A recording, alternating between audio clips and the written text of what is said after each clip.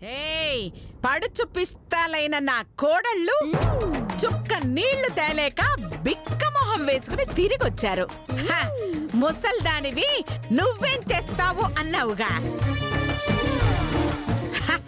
చూడు, సెంటర్లో చెడుగుడు ఆడేసి కొమ్ములు తిరిగిన పోటుగత్తల దుమ్ము దులిపేసి పొండి పొండి పొండి అన్న వాళ్ళ నోటితోనే రండి రండి రండి అనిపించుకుని 2 బిందెల నీళ్లు తెచ్చా.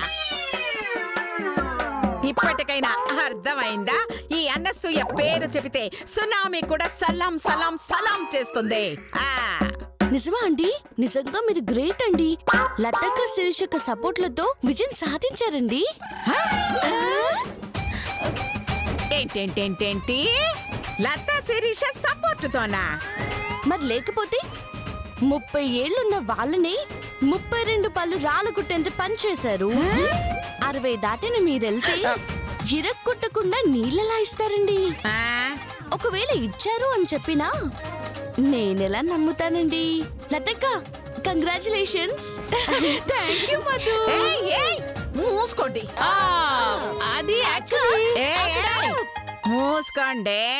అది కంగ్రాట్స్ చెప్పి వర్గాలు పడుతూ తిప్పుకోవడం కాదు. అక్కడ జరిగిందేమిటో కరెక్ట్ గా చెప్పండి.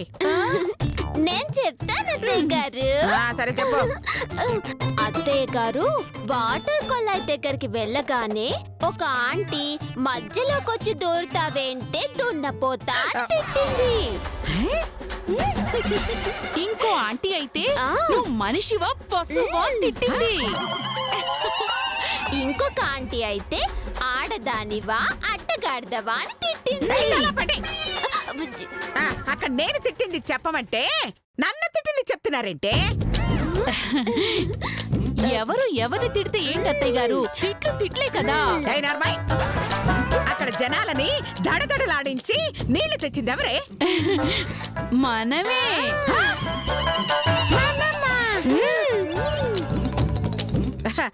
అసలు మీరు అక్కడ ఏం చేశారే? మిమ్మల్ని అడ్డమైన తిట్లు తిడుతుంటే విన్నాము. తప్పు, అలా తిట్టకూడదు అని కూడా అన్నాము. మీరు కొడుతుంటే చప్పట్లు కొట్టాము. మిమ్మల్ని కొడుతుంటే కళ్ళు కూడా మూసుకున్నాం. ఇంతకు మించి ఏ కోడళ్ళైనా ఏం చేస్తారు అత్తయ్య గారు? ఓహో, అంత కష్టపడి నీళ్ళు తెస్తే ఆ క్రెడిట్ మొత్తం అత్తయ్య గారి కొట్టేశారన్నమాట. అవును, వాళ్ళ బాంద కష్టపడ్డారు. వెధవ తెలివితేటలు చూపించకుండా నా డబ్బులు నాకు ఇచ్చే నీ నీళ్లు నీకు ఇచ్చేస్తాను. అలాగేనండి. కాకపోతే లతక్క మొహం చూస్తే కొంచెం బాధగా ఉంది. ఎందుకు మధు? ఎంతో సున్నితమైన ఆవు శరీరం మీది. పాపం ఎండలో దుమ్ములో తిరిగి ఎలా అయిపోయిందో చూడండి అక్క. నిజమా? ఎలా అయిపోయింది మధు? బొచ్చు బాలమని బొచ్చులాగా అయింది. అవుతాయి. బిడ్డ పుట్టాక బారసాలని, నామకరణమని, అన్నప్రాసన, పుట్టెంటుకలు తీయాలి, పుట్టినరోజని ఫంక్షన్ల మీద ఫంక్షన్లు చెయ్యాలా? చెయ్యాలి. మరి పెద్దయ్యాక బట్టలని, చదువులని, ఆటలని, సినిమాలని, చిరుతిండ్లని విచ్చలవిడిగా ఖర్చు పెట్టాలా? పెట్టాలి. వీటన్నిటికీ కనీసం ఓ 10 లక్షలైనా అవుతాయి. అప్పుడు ఆస్తులు అమ్ముకోవాలా లేదా? ఎందుకు? మొదటి కాన్పు పుట్టింటి వాళ్ళు చేసుకోవడం మన సాంప్రదాయం కదా. సాంప్రదాయము లేదు, చట్టుబండా లేదు. నేను కనమన్నప్పుడు కంటేనే ఖర్చులన్నీ భరిస్తాను. మీ ఇష్టం వచ్చినట్టు కంటే నేనెలా ఇస్తాను? అయినా అవును, మీకేం వయసు మించిపోయిందే? ఓ 10 ఏళ్ల తర్వాత కనండి. ఏంటి కనేది కలలా? ఇప్పటికే 30 దాటాయి. ఇంకో 10 ఏళ్ళు దాటితే పెన్షన్ తీసుకోవడం తప్ప పిల్లలు కనడం ఉండవు. బాగా చెప్పారన్నయ్య. పిసినారి వాళ్ళకి ఏం తెలుసు పిల్లల విలువ. వదిన మొదటిసారి తల్లి కాబోతుంది కాబట్టి ఖర్చులు మొత్తం ఆవిడ పెట్టుకోవాల్సిందే. అవును, కుదరదు. ఏ ఎందుకు కుదరదు? మీరు ఆవిడకి తల్లి కాదా? ఆవిడ మీ కూతురు కాదా? కాన్పు చేయాల్సిన బాధ్యత మీది కాదా? అమ్మో, ఏదో ఒకటి చెప్పి తప్పించుకోకపోతే ఈ కాన్పుల ఖర్చన్నీ నా మీద పడేటట్టున్నాయి. అదే ఆడపిల్లకి మొదటి కాన్పు పుట్టింటి వాళ్లే చెయ్యాలమ్మా. కాకపోతే చిన్న చిక్కుంది. ఏంటమ్మా అది? మన ఇంటి ఆచారం ప్రకారం ఆడపిల్లకి 5వ కాన్పు వరకు పుట్టింటి వాళ్ళు ఖర్చు పెట్టకూడదమ్మా. పెడితే ఏమవుతుంది? పొరిట్లో బిడ్డ పొరిట్లోనే పైకి పోతుంది. అర్థమైంది. నీ దిక్కుమాల డబ్బుల కోసం నా బిడ్డను వదులుకోలేను. నువ్వు వద్దు, నీ డబ్బు వద్దు. నా భార్యను ఎలా చూసుకోవాలో నాకు బాగా తెలుసు. పద కౌసు. ఆగండి అన్నయ్య. ఆడపిల్ల తొలిచురుతో ఎంతో ఆశతో ఆనందంతో పుట్టింటికొస్తే నిండు మనసుతో ఆశీర్వదించి పసుపు కుంకుమలతో పంపించాలి. కానీ ఆ ఇంట్లో అంత గొప్ప మనసున్న వాళ్ళు లేరన్నయ్య. కానీ ఈ ఇంట్లో ఉన్నారు. ఇక నుంచి వదినకి ఇదే పుట్టిల్లనుకోండి. వదినకి అన్ని ఖర్చులని నేనే పెడతాను. దగ్గరుండి నేనే కాన్పు జరిపిస్తాను. పండంటి మేనల్లుని తెచ్చి మీ చేతిలో పెడతాను.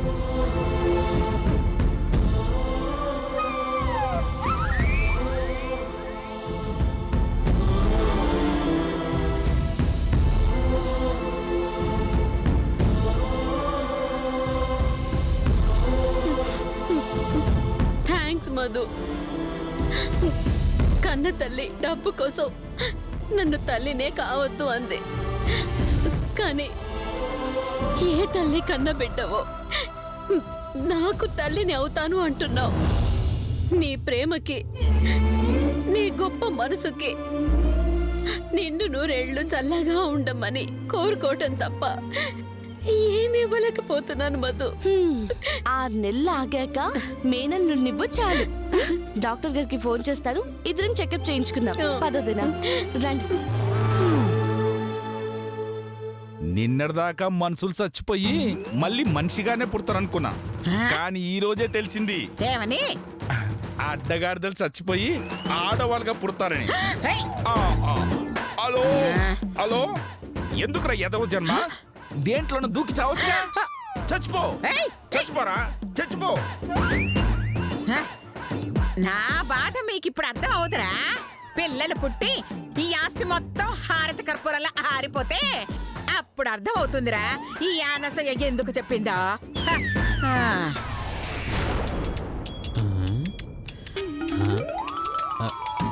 ఇదేంటప్పా, ఆటల్లో గీత గీసినట్టు నట్టింట్లో గీత గీశారు.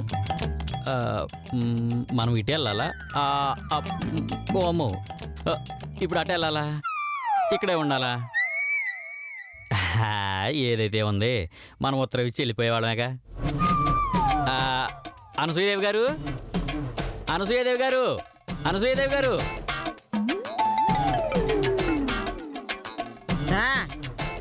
ఏంటి? అమ్మా, మీకు పోస్ట్ వచ్చిందండి. నాకు పోస్ట్ అయితే మా ఇంటికి రావాలి గాని ఆవిడింటికి ఎందుకు వెళ్ళావు? ఇది మీ ఇల్లే కదండి. ఇల్లు నాదే, నువ్వు నిలబడ్డ బాట ఆవిడది. ఓహో, ఈ గీత వెనక ఉన్న స్టోరీ అదే. అర్థమైందండి. నేను అట్టే వస్తానమ్మా. ఆగండి.